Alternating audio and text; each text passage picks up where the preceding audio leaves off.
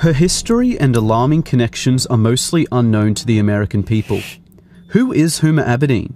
What do we know about Hillary Clinton's #1 aide and sidekick for 20 years? Hillary spoke at Huma's wedding saying, "If I had a second daughter, it would be Huma." This presidential election decides who gets to run the most powerful country on earth, so it is obviously very important to understand the facts about Huma Abedin, as she may very soon become Chief of Staff in the White House. I'll be simplifying an intricate web of people, organizations, and events that unraveled over many years. All of this information and more is available online for anyone who has access to Google.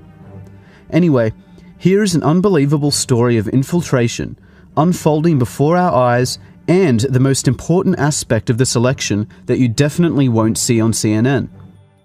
There are 4 main players in this: Hillary Clinton, Huma Abedin, Abdullah Omar Nassif, and Saudi Arabia. Huma was born in the USA. Then when she was 2 years old, her family moved to Saudi Arabia. They lived in Saudi Arabia for 16 years. Huma returned to the USA when she was 18 to study at George Washington University. Only after 2 years in the country, she became an intern for Hillary Clinton, and soon after started working full-time. Also in 1996, Huma was working at her family business, a journal by the Institute of Muslim Minority Affairs. The Abedin's family business is owned by the Muslim World League, Saudi Arabia's global organization that promotes violent Wahhabi Islam. They even share an office at 46 Goodge Street, London. Saliha Abedin, Huma's mother, and Hassan Abedin, Huma's brother, currently work there still. Abdullah Omar Nassif is one of the founders of the Muslim World League and served as Vice President of the Saudi Kingdom Shura Council.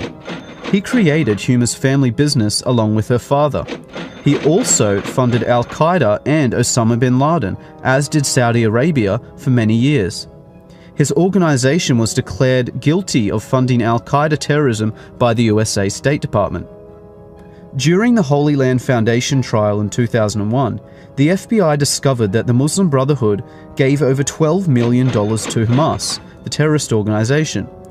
They also found the secret 18-page plan for the Muslim Brotherhood, which explains that their work in America is a kind of grand jihad in eliminating and destroying Western civilization from within. This document is available online in full.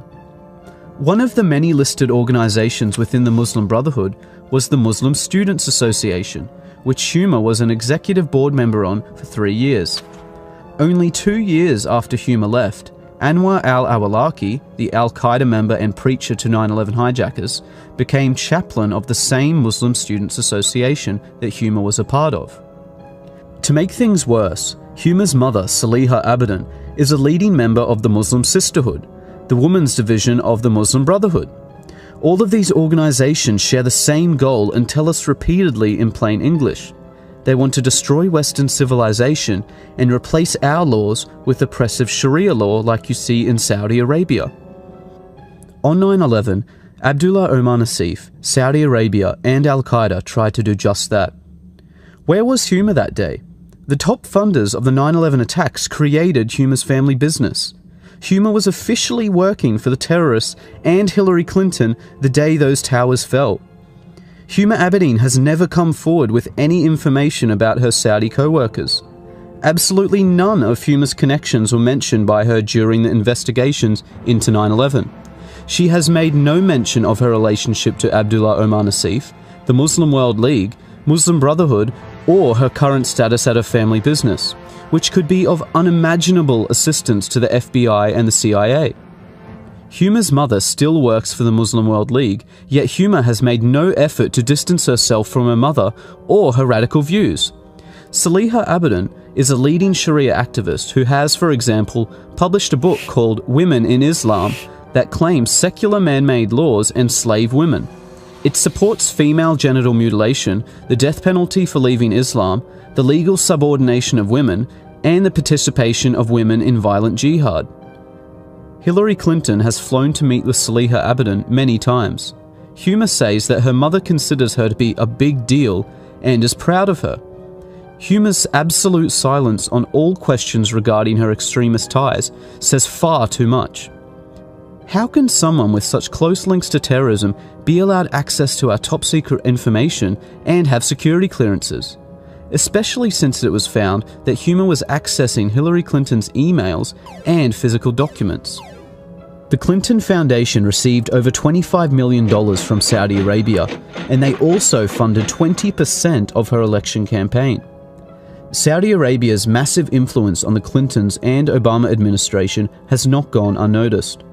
The damaging results of Islamist influence on the USA and Europe is worthy of another dedicated report, as this is just the tip of the corrupt iceberg.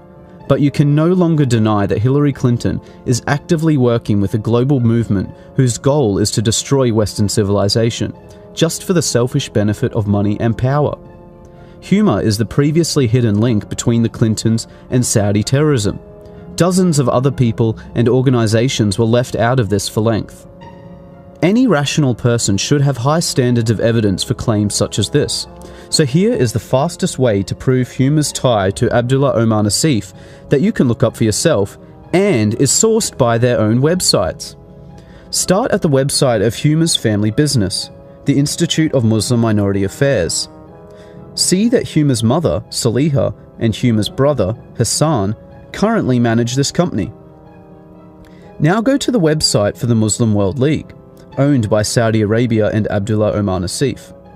Note the address is listed by their website, 46 Goodge Street, London. Now, back to Huma's family business. If you scroll down, you see that same address, 46 Goodge Street, London. Clearly anyone can prove in seconds that Huma's family business is owned by Saudi Arabian terrorists. Their own websites make no secret of this fact. There are no more excuses for Huma's silence. She has had years of opportunities to distance herself from terrorists and radical views, but would rather simply hide. The American people demand an explanation from Huma Abedin and Hillary Clinton before the election. One simple, straightforward question needs to be answered. Did Abdullah Omar Nassif create your family business? And were you working with him in any capacity on September the 11th, 2001? Yes or no? This year marks the 15th anniversary of the day Al-Qaeda murdered 3,000 innocent citizens. Let's not forget about it so quickly. Huma's security clearances should be revoked until she or Hillary directly address this national security threat.